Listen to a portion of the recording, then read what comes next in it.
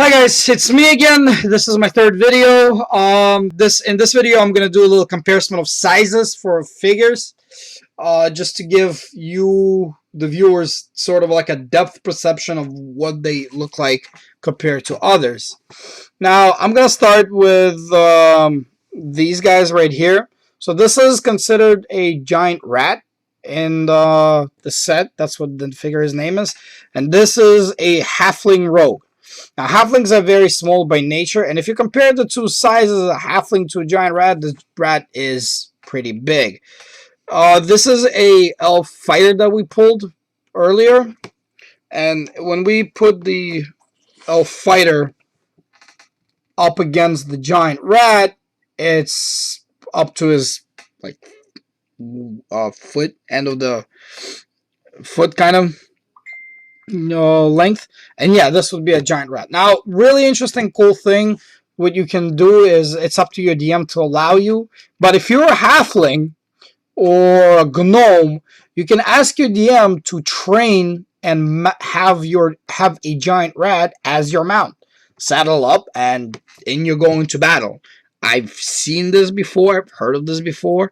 Personally, I've never done it because I've only now first time ever playing a gnome character, but it is possible. So the sizes, you can tell this guy can ride this rat pretty. I apologize. She can ride this rat pretty easily, and these are the sizes. Now this is one of the more like playable kind of characters. This is as we said before, an elf fighter. This is how well elves are in general a large by nature, but more or less this is I'm going to say this as an average, because if we take up him closer to a human cleric, they're more or less the same size. Just this guy's a little bit taller. Now, this is a beholder from the same set, right?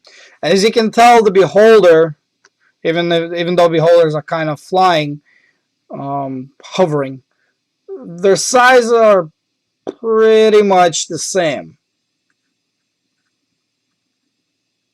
which is a little bit weird. I always thought beholders would be larger, but this beholder is sort of on the same size as a playable character. Whichever the case is, you could make in your game, you could make them larger or smaller. Figures wise, this is what it is. Now, that's the comparison of sort of like playable characters to beholder. Now, this next one is the hippogriff. The hippogriff is, as you can see, because you can use these guys to ride on, and size wise, yes, you can. Even miniatures wise suggest that yes, you can ride them, and yes, you can make them to be rideable, I guess. So size wise, this is what it comes down to. Facing off against one another is facing off. Now here's the wagon from the promotional figure that you can get for the same set. As you can see, the figures are, this is the scale of a figure to the wagon. Now, I do apologize for my camera now zooming in. I haven't exactly worked out all the kinks yet, but is the wagon, and here's the fighter. So again, we're pretty much to scale on what it would be had it been an actual thing. Now, something interesting I do want to do is this. We were lucky enough to see certain wormlings in our brick, which is red/gold. Again, I personally think somebody messed up on the color, but that's just what it is. It's my personal opinion. I think somebody messed up on the color for this guy, but it says he's a gold. Looks pretty red to me. A white and a brass wormling. So these are basically baby dragons. When they hatch, this is what they would be. Now I'm gonna bring in. We're gonna go up with our camera to my little. What's his name? So with the camera, we're gonna go up to my personal collection of dragons, and we're gonna take off or take up certain dragons to see the scaling from their wormlings to their, and everything got darker. There we go. So we're gonna go up camera, and this is my personal collection of dragons. I have one of every kind except for the black. Unfortunately, I never popped them. So we're gonna take the gold dragon. We're gonna take the brass dragon, and from here we're gonna take the white dragon,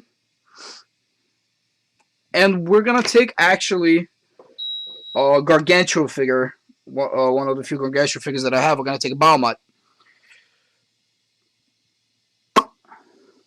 and compare sizes of playable characters versus these figures. So you guys who are collecting will have a legitimate size comparison, and not something you can find in a lot of places.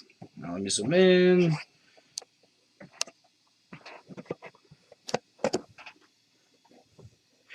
Okay, so we're gonna start with Bahamut. Actually, I might. Bahamut is considered to be a gargantuan figure. Well, guys, I apologize for the shaking. I really do. Just turn on the lights. This is better. Okay, so this is Bahamut. He is considered to be a gargantuan figure.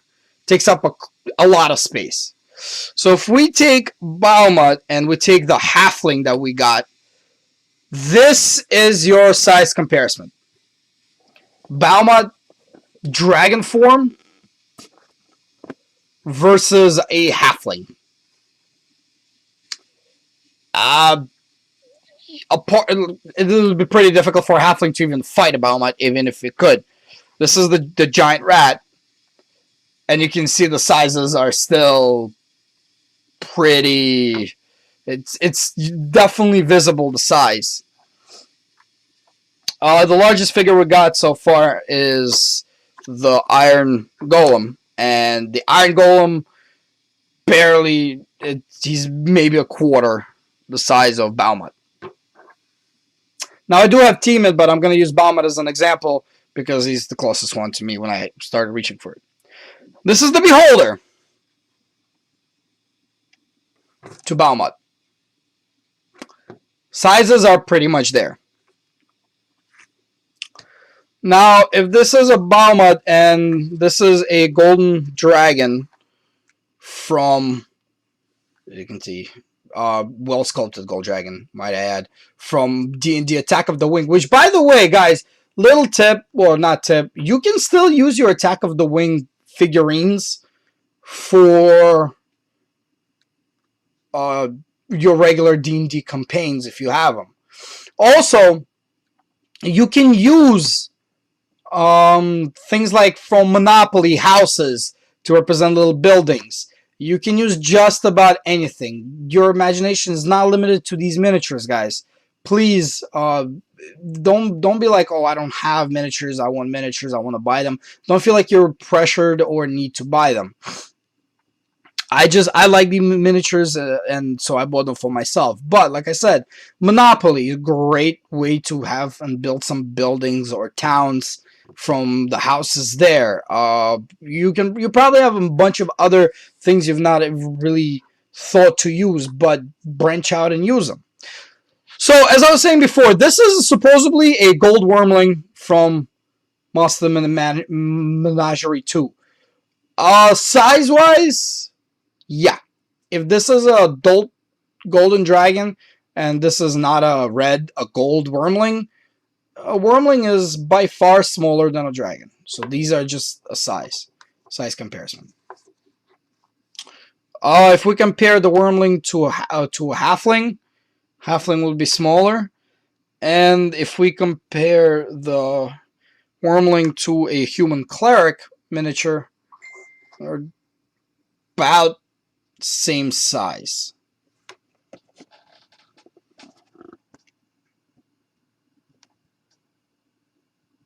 And again, I apologize for my camera not zooming in. So that's the golden dragon. Now the white dragon from a different set. As I mentioned before, I really do not like WizKid's ability to put stanzas on their flying figures. This is a white dragon from Dungeons and Dragons. In the back, as you see, this is the white dragon from Pathfinder, but ignore that. Thank you. So this is a white dragon from D&D, and this is the white wormling that we popped as well. Size comparison, you can definitely see it. You can see that this is much smaller on scale than its father. The wormling to the halfling to the cleric, again, it's there. The depth perception and the size is definitely there. Lastly, is the brass dragon. This is a brass dragon from a different set. Oh, I apologize. This is the brass dragon from a different set.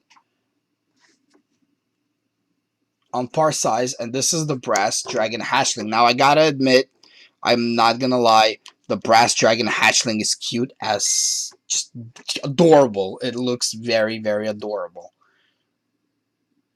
So this is it. Now, Monster Menagerie 2 only printed a certain amount of hatchlings. I believe I actually have all of them. There may be one more hatchling that I did not get, but I think I got all hatchlings from the set. White, brass, red, gold. But hopefully we'll see other hatchlings from in future sets. It'd be really cool to have. They are adorable, as my girlfriend pointed that out to me at some point. Really cute and really awesome to have. If you want your adventures to get used to fighting dragons, these guys are a perfect introduction into that kind of fighting style. Because if you don't kill them, or if you're trying to do anything to them, their parents come through. And adventure party level of 1 and 2 will not be able to take out a full-blown grown dragon. Lastly, one thing I will want to compare, something I really want to compare personally, is the warg that we got. This is the warg to a playable character. Miniture.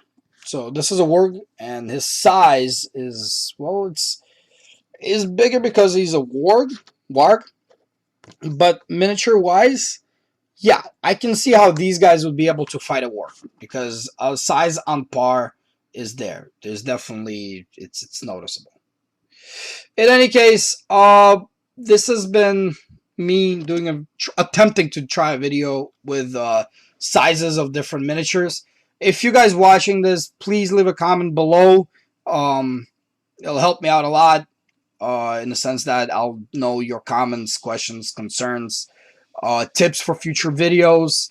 Also, if you have questions about miniatures, miniature sizes, please don't hesitate to ask, comment, as well as if you have just questions about lore for Dungeons and Dragons. I'm more than happy to explain certain things. Yeah, this has been fun making this video. Thank you so much for tuning in, wasting your time, or investing your time into listening to me speak and explain stuff. Thank you. Take care.